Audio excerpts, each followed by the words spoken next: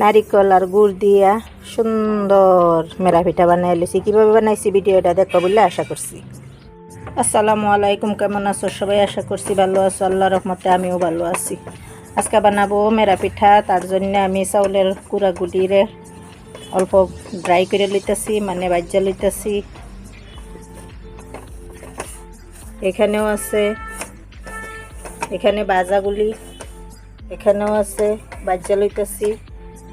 তো আগে আমরা মেরা পিঠা বানানির আগে চাউলের গুঁড়াগুলি এইভাবে বাজ্যা লই। তো আমি একটি বাজ্যা পরে তোমরা নেক্সট প্রসেস দেখাইতেছি।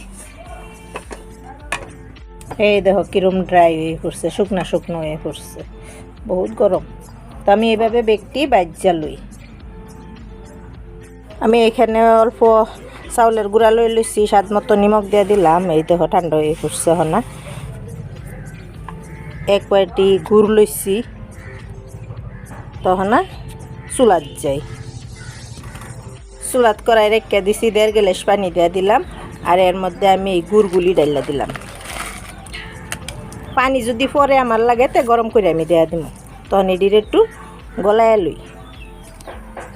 এর মধ্যে তোমার একটা টিপস দেওয়া দেয়, এইগুলি যে এই যে চাক্কা গুড়গুলি যে যদি এইগুলি থাকে তো এইভাবে গলাইয়া ছাইকা লবা, ঠান্ডা পানিত বা গরম পানিত দিয়া, নাইলে বহুত কাঁচরা থাকে।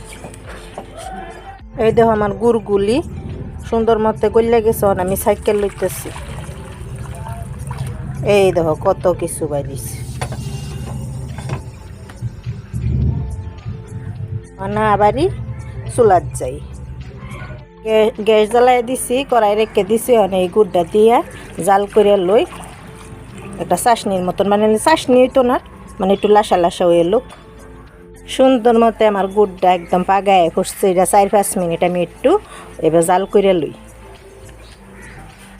সুন্দর মতো জাল হয়ে পড়ছে। এটা কোনো চাশনি হইতো না, আটা চাউলের গুঁড়া গুলবাম যে সেটার পানিটা বানাই লইলাম। গ্যাসটা অফ করে দিলাম, একটু ঠান্ডা হয়ে এলুক। হালকা ঠান্ডা হইলে পরে আমি গুঁড়ার মধ্যে এই রসটা ডালবাম। এখানে অল্প নারকেল লই লইছি, তো এইভাবে দিয়ে আমি মিশাই লইয়াম। অল্প অল্প করে বানাইম, অল্প অল্প করে মিশাইয়াম। অল্প অল্প রস ডালবাম মিঠাইয়ের।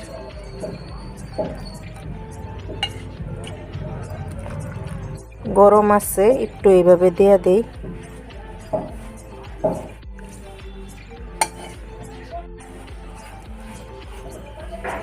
আতে হন না এইভাবে মিশাই লই,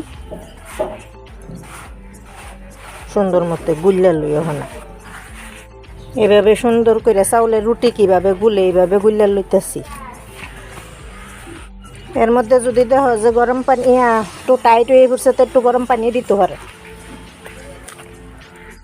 এই যে দেখো ডোটা হয়ে পড়ছে, এরকম সফট হইব, তখন এটারে আমি 10 মিনিটের লেগে রাখা দিই।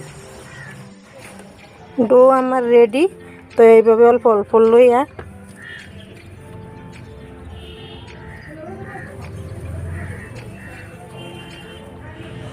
এই যে দেখো সুন্দর একটা মেরা পিঠা হয়ে পড়ছে। তো এখানে কাম চলতেছে, একটু ইগনোর করো, বহুত শব্দ হইতেছে। আর একটা বানায় দেখাই দিই, একদম ইজি সহজ সাধারণভাবে আমি বানাইতেছি। তো এইভাবে আমি ব্যক্তি বানাই লই। এই দেখো পিঠাগুলি আমি বানাইছি, অনা সিদ্ধ করে লই। এই দেখো কত সুন্দর দেখা যায় নারকেল উঠবে। তখন গ্যাসও যাই পানির মধ্যে সিদ্ধ করে লই। গ্যাসও আমি একটা পতিলা বহাই দিছি, গ্যাস চালু করে দিছি, 1.5 গ্লাস পানি দিয়ে দিছি, একটা স্ট্যান্ড লাগাই দিছি, এর মধ্যে একটা প্লেট দিয়ে দিতেছি। সুন্দর মতো স্ট্যান্ডটা বহাই দিছি, প্লেটটাও দিয়ে দিছি। একটু পানিটা গরম হইল, পানিটা কিছু গরম হয়ে পড়ছে। দেখো এই যে এইভাবে আমি বানাইছি 2-1টা। তা আমি এখন পিঠাগুলি দেওয়া দিই। এইভাবে আমি সবগুলি পিঠা দিয়া 20-25 মিনিট সময় আমি ডাইকা রাখা দেব। 30 মিনিট সময় ডাইকা রাখা দেম, মিডিয়ামও রাখলাম গ্যাসটা। 20-25 মিনিট পরে আইসি পিঠাগুলি দেখবার। এই যে কাঠিগুলি দেখো একদম ক্লিন, খাপের লাগিয়ে দেখা যায় না। তো আমি আরও 10 মিনিট এবার ডাইকা রেখে দেম গ্যাস অফ করে। এই দেখো পিঠাগুলি কত সুন্দর হিসাবে হয়ে পড়ছে, গরম আছে এখনো, তো আমি নামাই লই এগুলি। এই দেখো পিঠাগুলি কত সুন্দর হয়েছে, একদম সহজ হিসাবে বানাইছি। বহুত নরম থাকে এই পিঠাগুলি, 2-3 দিন নরম থাকবো, কারণ আমি মিঠাইগুলিরে একদম বালা করে জাল করে লিছি মিঠাইয়ের পানিটা। তো কিরম লাগলো রেসিপিটা? যদি ভালো লাগছে like share comment and subscribe করবা, আমার সঙ্গে থাকবা, পাশে থাকবা, আমার জন্য দোয়া করবা। সুস্থ থাকো, ভালো থাকো, আবার নতুন রেসিপি নিয়ে হাজির হয়ে যায়। পিঠাগুলি এখন নরম লাগতেছে, কিন্তু ঠান্ডা হইলে আর একটু ডাট হইব, কিন্তু নরমই থাকবো এই পিঠাগুলি।